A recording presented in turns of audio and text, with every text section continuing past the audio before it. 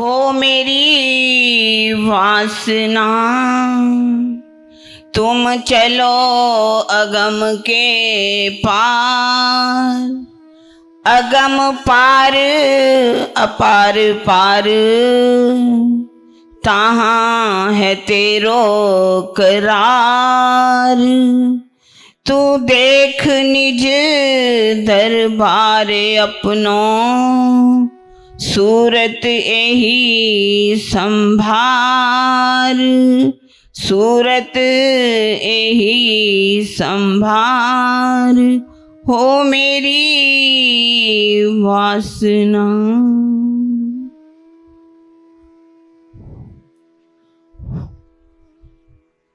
सभी सुंदर साथ के चरणों में मेरा कोटि कोटि प्रणाम। प्रणाम जी। ये चौपाई किरंतन ग्रंथ की है। हो मेरी वासना तुम चलो अगम के पार।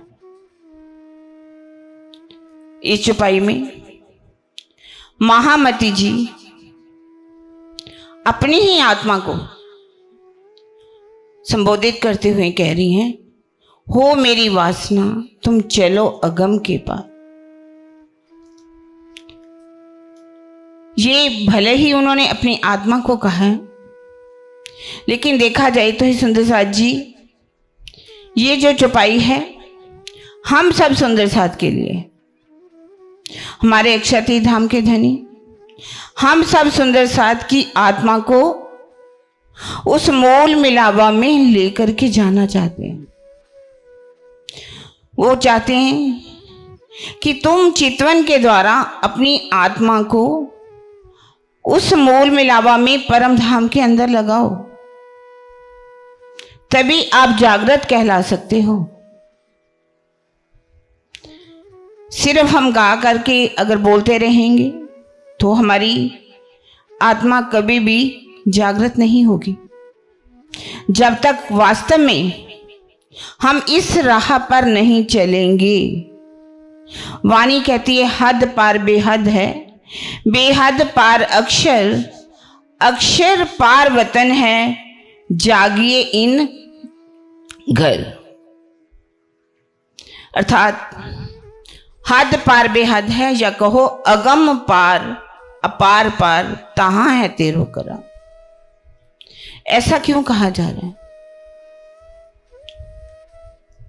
क्योंकि जब तक हम अपनी सुरता जो है, इस 14 लोक का ब्रह्मांड जो अक्षातीत ने के इच्छा के अनुसार हम इस संसार में आए हैं, इस संसार को पीठ दे करके जब तक अपनी सुरता को परम धाम में नहीं लगाएंगे तो कैसे हमारी सुरता जाएगी। हम चितवन करते हैं, हद ब्रह्मांड को छोड़ते हैं, बेहद को छोड़ते हैं, सर्वरा सागर से परम धाम की ओर मूल मिलावा की ओर प्रस्थान करते। अब हमें हद ब्रह्मांड को छोड़ना है तो कैसे छोड़ेंगे?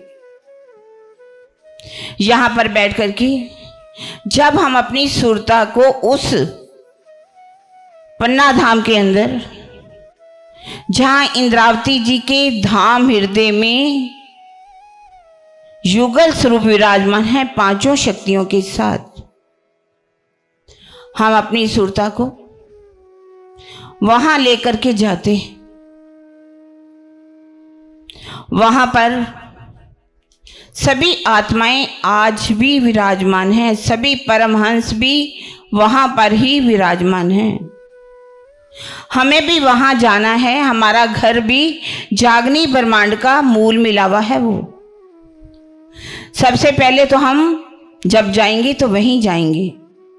जीते जी जब तक हमारी आत्मा इस संसार के अंदर, इस माया के संसार को देख रही है, जब हम सुरता लगाएंगे उस जागनी के ब्रह्मांड में, गुम्मट जी के अंदर, इंद्रावती जी के धाम हृदय में, जहां युगत स्वरूप विराजमान है, वहां अपनी सुरता को जब हम लगाते हैं, वहीं से ही हमें जोश की शक्ति मिलती है और वही हमें अपने परम धाम की ओर लेकर के चलती है। और जब हम जाते हैं तो जोश की शक्ति जो है हमारे सदगुरु महाराज के स्वरूप में भी आ सकती है, जिसके प्रति हमारी पूरी श्रद्धा है। वो हमें जब इस संसार से लेकर के चलते हैं, उससे पहले क्योंकि हमारे सदगुरु महाराज ने हमें बता दिया इस शर ब्रह्मांड के बारे में। ये शर ब्रह्मांड क्या है?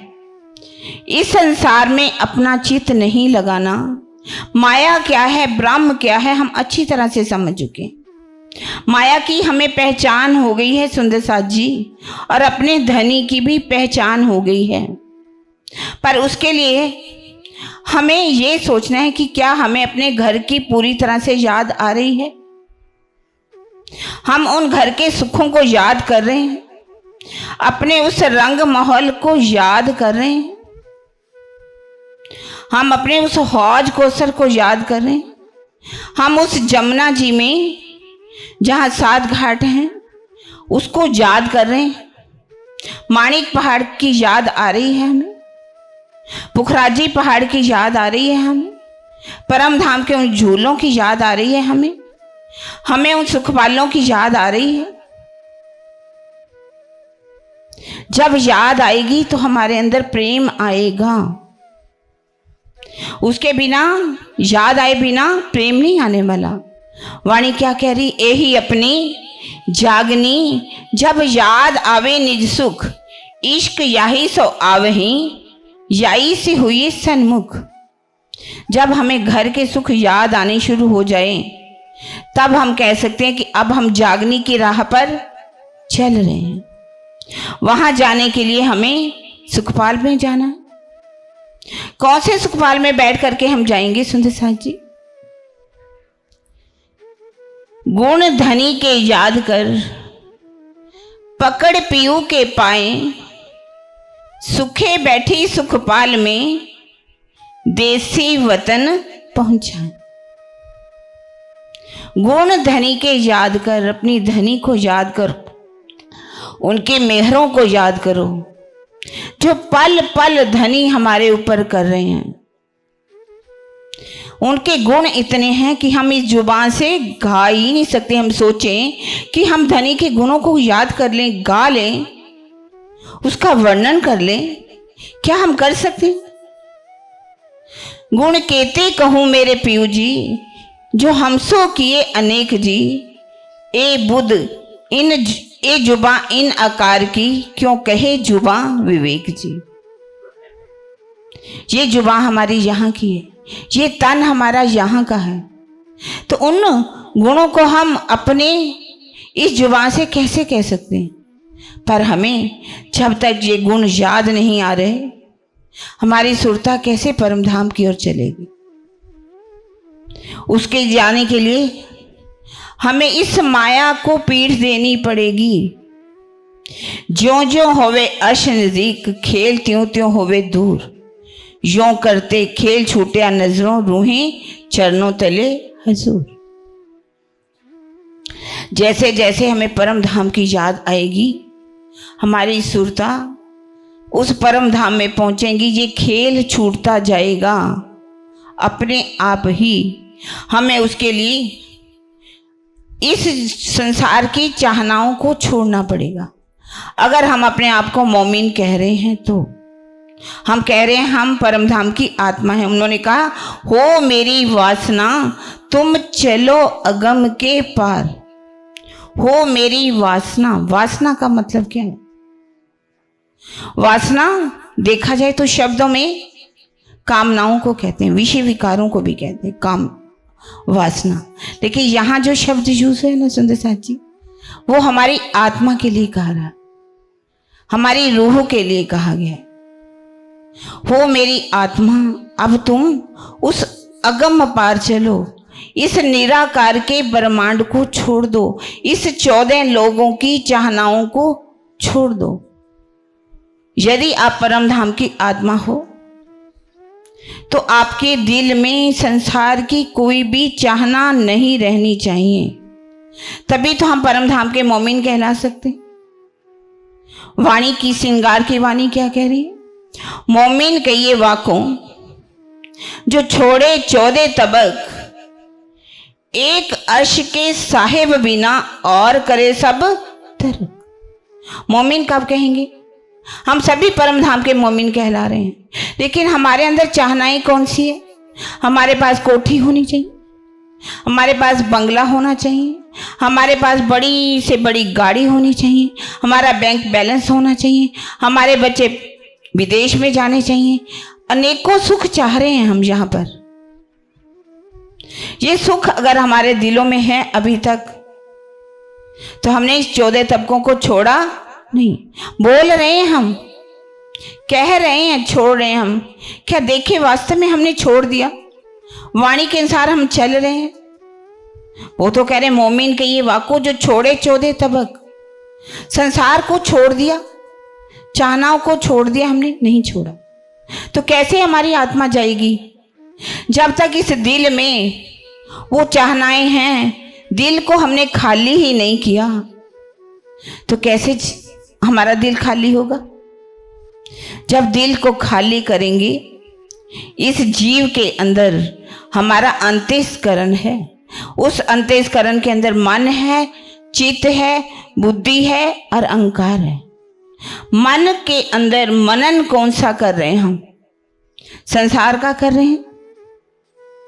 हमारा मन जो है, आज कल प्रकरण भी सुना था, मन ही नीला, मन ही पीला, मन ही काला, मन ही सफेद, मन ही हल्का, मन ही भारा।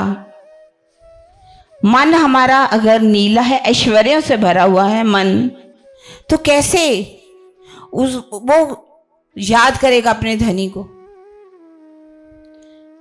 मन अगर हमारा पीला है, संसार से डरा हुआ है, तो कैसे? मन अगर हमारा काला है, काला मन कैसा होता है? तमोगुनी, विषय विकारों से भरा हुआ, संसार की चाहनाओं से भरा हुआ। मन हमारा तमोगुनी है। इस मन की चाल को हमने देखना है कि मन किस तरफ जा रहा है हमारा। मन संसार की कल्पनाओं में तो नहीं डूबा हुआ। मन जो है खाली करना होगा। खाली मन, मन ही में ब्रह्म।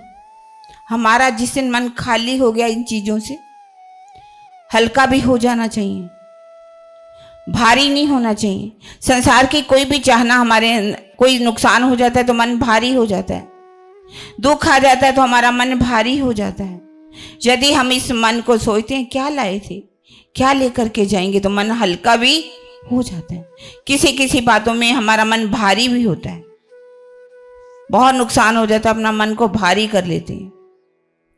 इसलिए कहते खाली मन, मन ही में ब्रह्म। खाली कर दो मन को।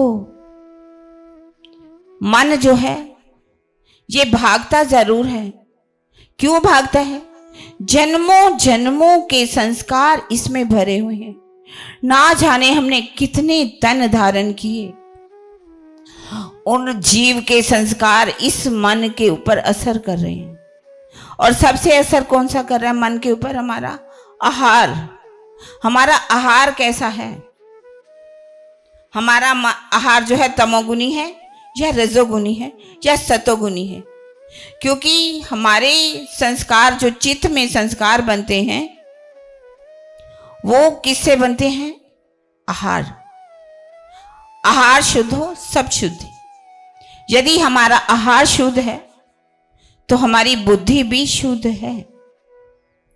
यदि हमारी बुद्धि शुद्ध है, बुद्धि के अंदर विवेक है, तो चित्त के अंदर संस्कार भी वैसे ही बनेंगे और मन भी वैसे ही काम करेगा। हम सोचते हैं कि अच्छे अच्छे भोजन करते रहें, खूब तला हुआ खाएंगे, खूब लहसुन खाएंगे, खूब मिर्ची खाएंगे, प्याज खाएंगे, और सोचेंगे कि हमारा ध्यान लग जाए, तो कैसे लगेगा? क्योंकि हमने अपने आहार को भी शुद्ध नहीं किया।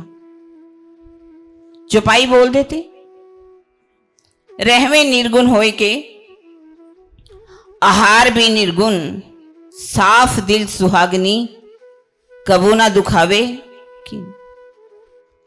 बोलना बहुत आसान है, चौपाई बोल देते हैं, क्योंकि ब्रह्म शिष्यों का लक्षण है। ब्रह्म शिष्यों के लक्षण में आ जाती है ये चौपाई।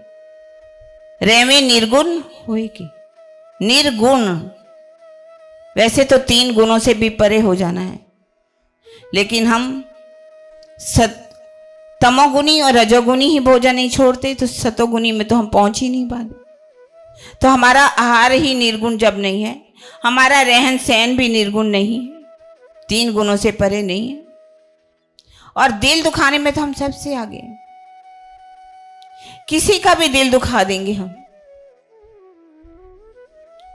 जब तक हमने सबसे प्यार करना नहीं सीखा,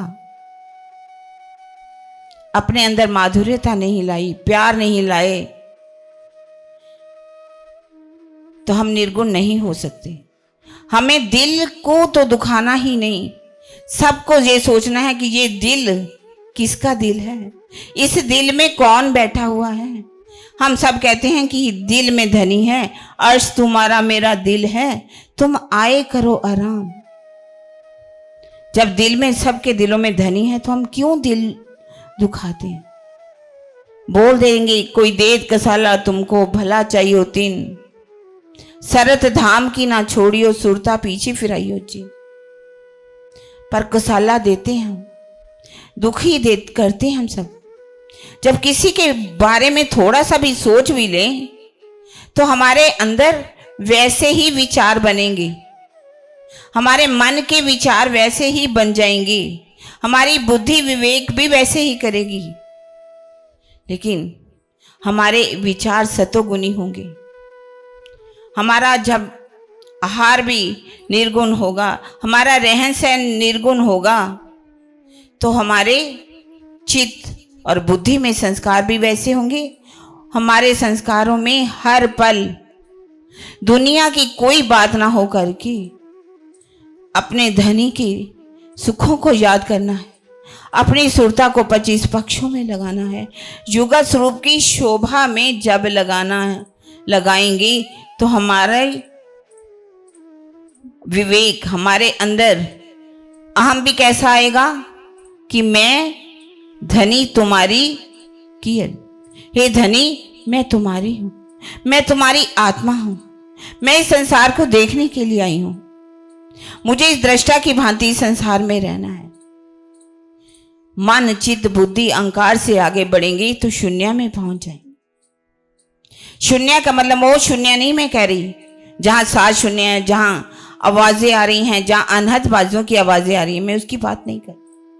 हाँ, पहुंचेंगे निकलेंगे जरूर हम वहां से, लेकिन वास्तविकता क्या है, हम जब हमारे मन के अंदर मनन होना बंद हो जाए, चित्त में विचार आने बंद हो जाए, बुद्धि के अंदर जो हम कुछ सोचना भी बंद कर दें, ये संसार का अहम जो है हमारे अंदर कि मैं 10 की हूँ, 20 की हूँ, 50 की हूँ, 100 की हूँ, मैं पुरुष हूँ, मैं स्त्री हूँ, मैं आपकी पर आत्म हूँ, मैं आपकी आत्म हूँ, मैं अपनी पर आत्म का श्रृंगार सज रही हूँ। पर आत्म का श्रृंगार सज करके जब हम धनी की आत्मा स्वरूप बन करके जब हम चलते हैं इस संसार से, तो इस निराकार के मंडल को भी हम पार कर लेते हैं। निराकार का मंडल पार करेंगे तो हम कहां पहुंच जाएंगे, योग माया के ब्रह्मांड के अंदर। योग माया के ब्रह्मांड में जब हम पहुंचेंगे, अव्याकृत ब्रह्म जहां ब्रिज और रास की लीलाएं जो हैं, जिसका प्रतिबिंब पड़ रहे हैं, उसके ऊपर जब हम जाएंगे तो कहां पहुंचेंगे, जहां ब्रिज की लीला हो रही है सबलिक के कारण में। हम उसको भी छोड़ देंगे सुंदर साथ जी, हम उसको देखेंगे कि ये लीला हो रही है, क्योंकि चारों का भोग हमने करना है। चारों का यामे भोग कैसे कर सकते हैं चारों का, हमें यहाँ पर ही ब्रिज की लीला को भी देखेंगे और रास की लीला को भी देखेंगे। हमें रास को भी देखना है, लेकिन हमने इसको भी छोड़ देना है। इसके यह लीला हो रही है जो अखंड रूप में है, इसको छोड़ करके सबली केवल सच रूप से जब हमारी आत्मा उस सर्वरस सागर में पहुंचेगी। सर्वरस सागर में पहुंचने से पहले, क्योंकि जीव जो है सिर्फ कहां तक जा सकता है, सच रूप तक। इससे आगे जीव की सुरता नहीं जा सकती। सदगुरु महाराज का जो स्वरूप है वो भी हमें यहीं तक ही लेकर के जाएगा। जैसे कि जोश की शक्ति जो है मोहम्मद साहब को कहां तक लेके गई, वो भी सतस्वरूप तक लेकर के गई। उसके आगे क्या कैसे जा सके वो, जब तक इश्क का तख्तरवा, रफ रफ का तख्तरवा अंदर से नहीं आया, वो नहीं जा सके, उस सरवरज सागर में प्रवेश नहीं कर सकते। क्योंकि इश्क के बिना हम सोचें कि हमारी आत्मा जो है परम धाम में प्रवेश करेगी, नहीं, बिना इश्क हम नहीं जा सकते। धनी जी को इश्क भावे, बिना इश्क ना कछु सुहावे, यो ना कहियो कोई जन, धनी पाया इश्क बिन। यदि हमारे अंदर प्रेम भरा हुआ है, इश्क भरा हुआ है, वो दर्द भरा हुआ है, हमने संसार की चाहनाओं को छोड़ दिया, सब कुछ छोड़ दिया, प्रेम आ गया हमारे अंदर, तो हम सरवरज सागर में सुंदर साथ जी अवश्य ही प्रवेश करेंगे। और उसके लिए हम बार बार, एक बार नहीं, बार बार अपनी सुरता को लगाएंगे, तभी हम सरवरज सागर में प्रवेश कर पाएंगे। सरवरज सागर से छोटी राम अगर जाहिरी रूप में देखें, नूर नीर खीर दधी घृत मधु रस सागर है, लेकिन नूर सागर रूहों की शोभा का सागर है। नूर सागर में वो गुण है, नूर सागर जो सफेद रंग का आया है, जो नूर के गुण हैं, सभी गुण वहां पर है। क्योंकि आत्म जब प्रेम रूपी इस गोपाल पर बैठ करके नूर सागर में आती है, तो क्या देखती है कि मेरा स्वरूप कैसा है। परम धाम में जो मेरा स्वरूप था, वही स्वरूप तो मेरा आज यहां पर है। उसके अंदर कोमलता है, उसके अंदर छटा है, उसके अंदर आभा है, उसके अंदर माधुर्यता है, उसके अंदर सौंदर्य है, आत्मीयता का गुण है, चेतनता का गुण है। और रूह नूर सागर में इस शोभा को देखते हुए देखती है कि मेरा स्वरूप तो वही है जो मेरी पर आत्म का स्वरूप है। रूहों की शोभा का वो सागर है। दूसरा सागर नीर का सागर, रूहों की शोभा का सागर है। हम अपनी शोभा को भी जान नहीं पाए। हमारी शोभा वैसी है, जो हमारी आत्मा की शोभा वही है जो हमारी पारात्म की शोभा है। हमारा पार आत्म का श्रृंगार जो है, आत्मा वही अपने श्रृंगार को देखना शुरू करती है। वो कहती है कि मेरे उस श्रृंगार में, उस श्रृंगार में कोई भी अंतर नहीं है। तभी तो चौपाई में कहा है, तेरा दिल लग गया जो सूरत को, सुरते रू लगे तब ही ले रू लज्जत एक पलक में जगे। जैसी शोभा तुम्हारी पार आत्म की, वैसी ही शोभा जब आत्म की हो जाएगी तो एक पल नहीं लगेगा जागने को, वो उस वाहिदत में खो जाएगी। तीसरा सागर जो वाहिदत का सागर है, धनी से उसकी वाहिदत हो जाएगी, एक ही स्वरूप हो जाएगा। जिस वाहिदत की पहचान हमें परम धाम में नहीं थी, आज धनी ने हमें उस वाहिदत की पहचान करवा दी है। उस वाहिदत में जब हम जाएंगे तो हमारी सुरता उस चौथे सागर घृत सागर में पहुंचेगी। घृत सागर में युगल स्वरूप की शोभा में वो खो जाएगी। युगल स्वरूप की शोभा, एक एक अंग की शोभा। श्रृंगार ग्रंथ में पढ़े, श्रृंगार ग्रंथ में, सागर ग्रंथ में अगर देखें तो सागर में राज्य की शोभा का वर्णन है, श्यामा जी की शोभा का वर्णन है, सुंदर साथ की शोभा का वर्णन है, परम धाम के 25 पक्षों का वर्णन। लेकिन जब हम श्रृंगार में पहुंचते हैं तो एक एक अंग की शोभा का वर्णन किया गया। एक एक अंग, राज्य के 54 अंगों का क्या सुख है, नासिका का क्या सुख है, राज्य की मीठी रसना का क्या सुख है। उनकी खुले अंग छाती का वर्णन ना पढ़िए, उसमें डूब जाइए राज्य के दिल में। जब हम राज्य के दिल में डूबेंगे तो उस दिल में हम वो नियामतें पालेंगे जो आज हम परम धाम में भी नहीं पा सके। उन सुखों को लेते हुए हमारे अंदर इतना इश्क आ जाएगा कि हम उस घृत सागर में पहुंच जाएंगे। घृत से हम इलम का सागर, वो इलम परम धाम में, ऐसा नहीं कि इलम का सुख नहीं था, लेकिन यहां पर हम वो इलम का सुख ले रहे हैं जो हम परम धाम में भी नहीं ले पा रहे थे। आज वो मार्फत की सुख हमें यहां मिल रहा है, वो वाहिदत का सुख हम ले रहे हैं, वो निस्बत की पहचान हम यहां कर रहे हैं जो परम धाम में भी हमें नहीं थी। उसकी लज्जत हमें यहां पर मिल रही है। ये लज्जत परम धाम में अगर होती, वो पहचान हमें परम धाम के अंदर होती, तो हम कभी भी अपनी इश्क को बड़ा नहीं कहती, क्योंकि हमने अपनी निस्बत को भी जाना नहीं। हमने अपने आप को राज्य से अलग माना, जुदा माना। मैं हक अर्श में जुदे जानती, लियावती शब्द में वर्णन, हक ले सिर में, जड़ में सिर ले ढूंढती, हकाए दिल बीच रोशन। और हम उस सर्वरस सागर में पहुंचते हैं। सर्वरस सागर से डुबकी लगाते हुए कैसे हम जमुना जी में पहुंचेंगे, क्योंकि रास्ते में छोटी रांग, वन की नहरें, मानिक पहाड़ की हजवेरों की नहरों से जमुना जी में झील ना करेंगे। झील ना करके हम वो नूरी श्रृंगार करेंगे। श्यामा जी जैसा हमारा श्रृंगार हो जाएगा। श्यामा जी का श्रृंगार जैसे हमारा तन का, इश्क का श्रृंगार सजेंगे। कोई यहाँ जैसा श्रृंगार तो नहीं रचना।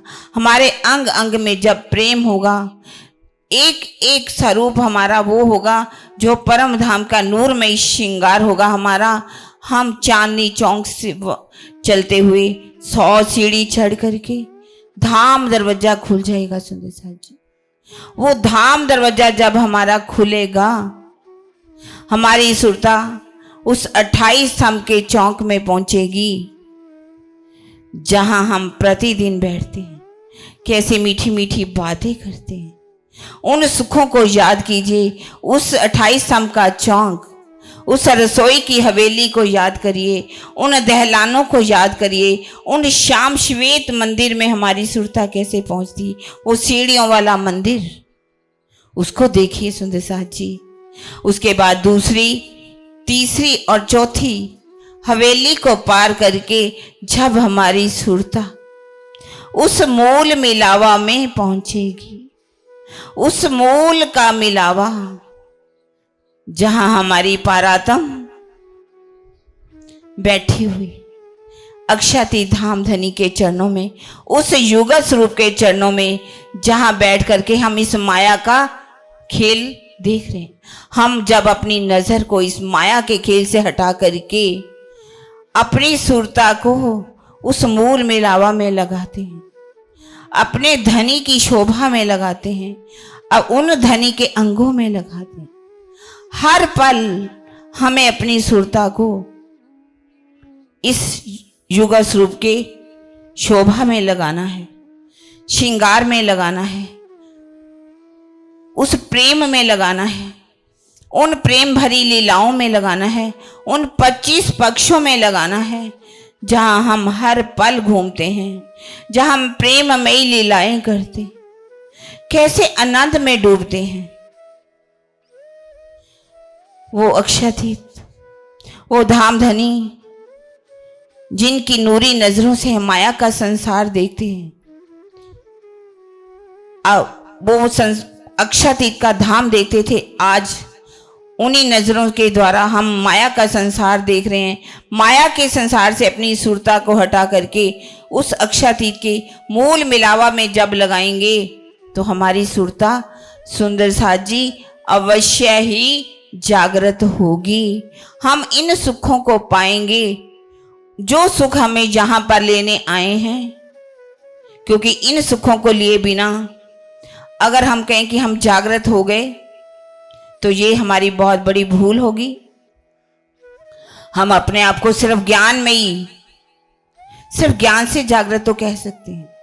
ज्ञान के द्वारा जागृत होने के साथ साथ हमें बार बार, एक बार नहीं सुंदर साथ जी, जब बार बार फेर सुरता साधिए, धनी चित सुख चैन, इश्क आए पीछे बेर नहीं, खुल जात निज नैन। सुरता एक ही राखिए, मूल मिलावे माहे, श्याम श्यामा जी साथ जी, तले भूम बैठे हैं जान। हमें अपनी सुरता को एक बार नहीं, जितनी बार भी हो सके, जैसे कि पन्ना धाम में प्रातःकाल चितवन होती है, शाम को होती है, रात को होती है, रात भर सुंदर साथ परम धाम में घूमते हैं। हम भी अपनी सुरता को परम धाम में लगा करके रखें, युग स्वरूप की शोभा को लगा करके रखें, तभी हम अपने आप को जागृत हो सकते हैं, तभी हमें करार मिलेगा। तू देख निज दरबार अपनो, सूरत एही संभार। कैसे? अपनी सुरता को कहाँ लगाना है? अपने निज दरबार में, अपने उस मूल मिलावा में, जहाँ हमारा मूल का मिलावा है, जहाँ हम अपनी पारातम बैठी हुई है। हम अपनी पारातम को देखें, अपनी उस शोभा को देखें, मूल मिलावा को देखें, कंचन रंग के सिंहासन को देखें, गिलम को देखें, चंद्रमा को देखें, उन थंबों की शोभा को देखें, उस नूर की शोभा में खो जाएं, तभी हम कह सकते हैं कि अब हम जागृत है। इस तरह से सुंदर साथ जी, हमें यही करना है, यही हमारी, इसी से हमें आनंद मिलेगा, करार मिलेगा। वरना हम अंदर से कितना भी कहें हम जागृत हैं, लेकिन कहीं ना कहीं दिल का कोना खाली दिखेगा, हमें करार नहीं मिलेगा। जिस दिन अपनी शोभा में खो जाएंगे, हमारी सुरता लग जाएगी, तो अवश्य ही सुंदर साथ जी हम कह सकते हैं, तुम आए सब आइया, दुख गया सब दूर, महामती ए सुख क्यों कहूँ, जो उग्या मूल अंकुर। इसी के साथ सुंदर साथ जी मेरा समय पूरा हुआ। अब हम मिलकर के इस चौपाई को दोहरा देते हैं। हो मेरी वासना तुम चलो अगम के पार,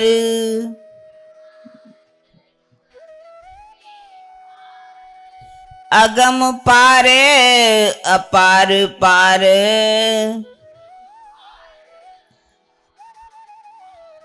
तहाँ है तेरो करार, तहाँ है तेरो करार।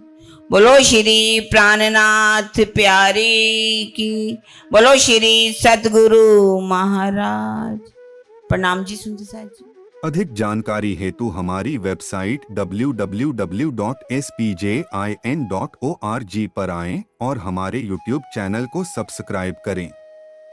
धन्यवाद।